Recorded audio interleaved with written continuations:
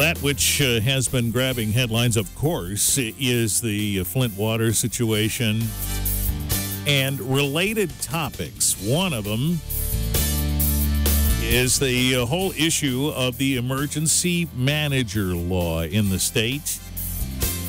And as folks try to cast blame on a set of circumstances that eventuated in the Flint water crisis, we look at a number of things. But the point today is, do we really know what the emergency manager law was meant to do, and has it been successful in doing that?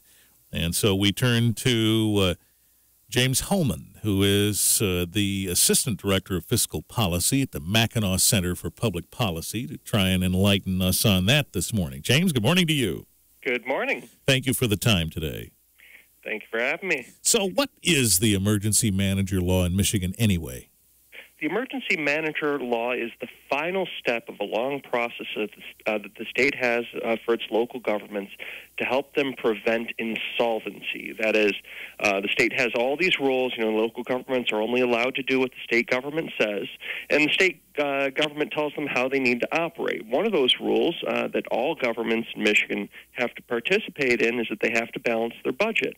If they don't, they have to send the Treasury Bureau a plan for how they're going to eliminate their deficit. And if they don't do that, then they're going to approach insolvency. They'll pull one of the triggers for this emergency manager law, and the state can take over. So that's been our policy that we've had since 1988, and we've had this policy solely because there was a local government in Michigan that was insolvent, and instead of the state intervening, the courts did on behalf of that government's creditors, and eventually appointed a receiver to manage the government through its financial emergency. Mm-hmm. And that alternative then is seen as one that is more distant from the city government than the emergency manager who would be appointed by the state. So that's certainly possible. Of course, it was almost 30 years ago now that happened. It's uncertain that it will happen in the past, but when we installed the emergency manager law, it was largely to say, look, we don't want the courts involved. If this is going to be the process, we want to manage the process. And so they passed the law in 1988, updated it in 1990, and then revisited it again in 2011 and then 2012 after the emergency manager referendum. Have we had a lot of emergency managers in place in the state since then? So there have been in a couple of municipalities. Obviously, Detroit's the big one, but we've had them in Hamtramck, Highland Parks, some small villages, some of the school districts. Now, of course, we've also simply eliminated some school districts that were facing financial emergencies as well. So there have been a number of emergency managers, and success has been somewhat mixed. There have been very successful emergency management situations. Pontiac recently is one where they just the emergency manager was able to get in, work with neighboring governments, and provide better quality services for lower prices to its residents. But there have been others that haven't been as successful. In fact, I would probably argue that the city of Detroit is an unsuccessful emergency management because they did not fix mismanagement in the city, and they in fact went into bankruptcy. And they came out of it with a clean balance sheet, but that clean balance sheet wound up with the city breaking its promises to its pensioners and to a lot of its other creditors. We're talking with James Hohman from the Mackinac Center for Public Policy. We're trying to understand Michigan's emergency manager law. We'll pick up where we leave off in just a minute on WBCK. WBCK Tuesday. James Hohman is with us this half hour from the Mackinac Center for Public Policy. We're talking about what might inspire a emergency manager placement. This, of course, as a result of the fact that has been somewhat of a political issue, but as well one in which the whole Flint water crisis sort of centers around, at least in part. So we're trying to understand it. It is interesting what you're saying. So here you have a municipality or maybe a school district that is in financial trouble, and now we have this sort of safety net that's in place that would be the emergency manager who would try and come in and fix the situation. You've illustrated that this doesn't always work, doesn't always result in the outcome that you need, and maybe the bigger the municipality or the bigger the entity, the bigger the challenge. But at any rate, sometimes it works, sometimes it doesn't. Is there criticism or concern from your view, James, on the notion that here you have a body that's been elected by the people that is being rendered inoperable in a sense, and someone else comes in who isn't chosen by the public to try and sort things out?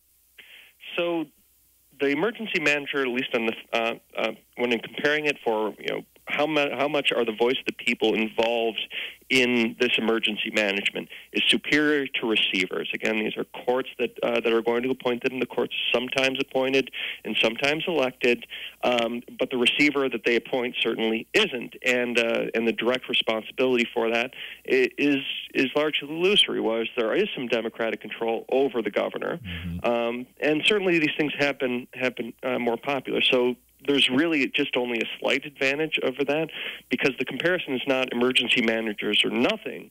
It's emergency managers or receivers. And so I think the emergency managers win on that standard. But more importantly than that is that, look, if you're a local government, if you don't want a state takeover, there's a simple rule. Just be able to pay your bills. If you can do that, and most governments in the state of Michigan can do that, you're not even going to be broaching the subject of an emergency manager, because it's about solving insolvency.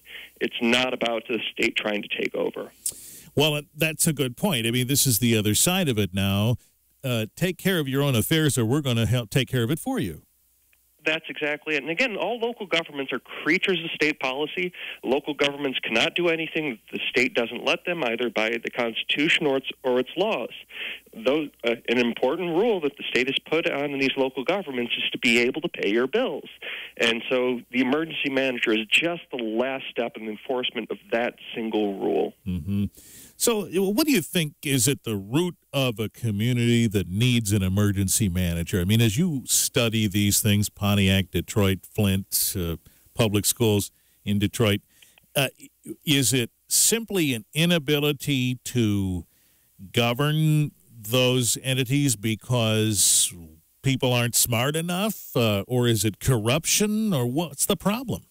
So at least in Detroit, there certainly was some corruption, but the big problem for Detroit was not that the mayor was rigging water contracts, but rather that you can't steal thousands unless you mismanage millions, and so there was tons of mismanagement going on. In fact, the emergency managers are very effective at fixing, or can be very effective. Some of them choose not to work on this problem, but can be very effective at fixing mismanagement. In fact, if you look at the special powers that they have, it's mostly about saying, all right, we're going to get in control. We're going to get some reasonable processes in here. We're going to try and find savings where we can, and operate the government. Now, among the policy egghead communities, there's in Michigan, there's kind of a long-standing debate on whether whether local governments are cut to the bone already, and we're going to see more emergency managers. And I simply don't see that being the case, because population's not growing yet. Sales tax revenues are growing.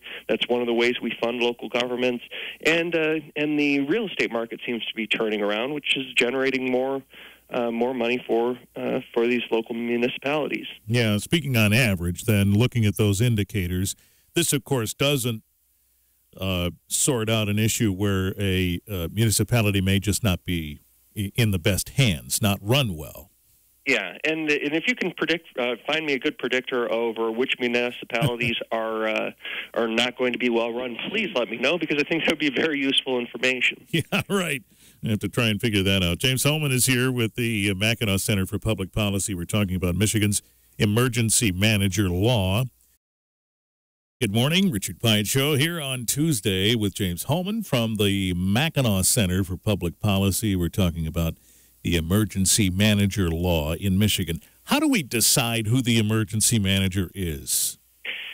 Got to trust the governor on that. Yep. Now, an interesting thing is that we've had an emergency manager be an emergency manager before emergency management. You know, he's a court-appointed receiver after the 1990 revisions and under the new laws.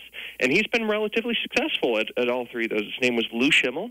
So he's kind of been around and been a very successful emergency manager. There have been others that haven't quite done that. I mean, Detroit Public Schools has been under emergency management for years now, and they're still facing the same problems that we're having. And I can attest to some of the basic mismanagement things. We've been FOIAing them for some basic information, list of all their classes and their class sizes, and they're having trouble at least getting us meaningful information. But we're working on it, and hopefully they are too. Interesting. You know, is it possible that an emergency manager who might not have a long-term stake in that community or entity may not approach it from the viewpoint of someone who does have a long-term stake in that entity and thus may not make the right decisions? Yeah, I mean, that's certainly a concern. And if you look at the powers that the emergency managers are given, it's very broad. If an emergency manager wanted to, they could do a lot of harm. Now, part of the reason that they haven't is because the Treasury is looking after them, and for the most part, the governors don't want to appoint emergency managers. They want local governments to be able to fix the problems themselves. So we haven't really seen any renegade emergency managers, but it's certainly possible, and certainly a risk associated with the law. Yeah, and as you said, you have to trust the governor and to choose the right person. We presume then that there could be a contingent of folks, and we think maybe there is in Flint and maybe in Detroit, who say, you know, the governor's not going to pick somebody with our best interests in mind.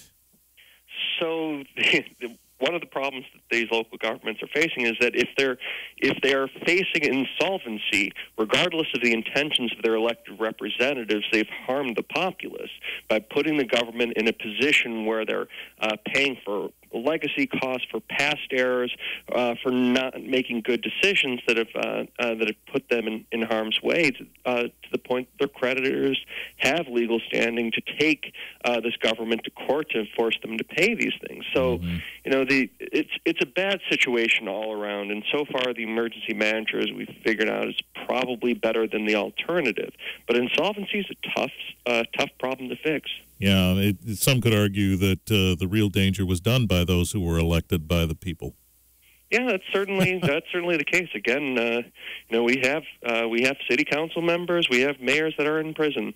Right. So, is this how other entities do this? I mean, what do we know about how other states handle these problems? Yeah, it's much more ad hoc. Now, a lot of local governments didn't go through Michigan's 10-year-long recession, too. So that's kind of forced this issue to the forefront in Michigan, where it hasn't been forced so much in other places. But there's a report out from the Manhattan Institute. It says that our emergency manager policies are pretty unique. Others are just, you know, do we give local governments an avenue to bankruptcy or not? Some states do, some states don't. Michigan does, but you have to go through an emergency manager first. So we do have a pretty unique law. It hasn't been replicated in other places, but part of that's just because there haven't been that many financial emergencies yet. Do you have on your radar entities right now that are in danger of an emergency manager? So things are looking positive for the state of Michigan. I mean, we're one of the fastest growing states in the country if you're just looking at payroll employment. I mean, there's been a lot of positives, and that's given a lot of governments wiggle room on these legacy costs, on the debt, and given them opportunities to fix their mismanagement without going through an emergency manager. But what I'm very concerned about is all this pension debt that's accumulated. It's already taken in the city of Highland Park into emergency management, and it's likely to do so others unless local governments start to get serious about, you know, making sure that these things are properly funded, which does require cash, or converting over to a defined contribution system where you don't have to make a guess at how much these things are going to cost later. All right, very interesting. We appreciate the time you've given us to try and understand this, James, and we'll stay in touch. All right, thank you for having me on. James Hohman, Mackinac Center, Public Policy.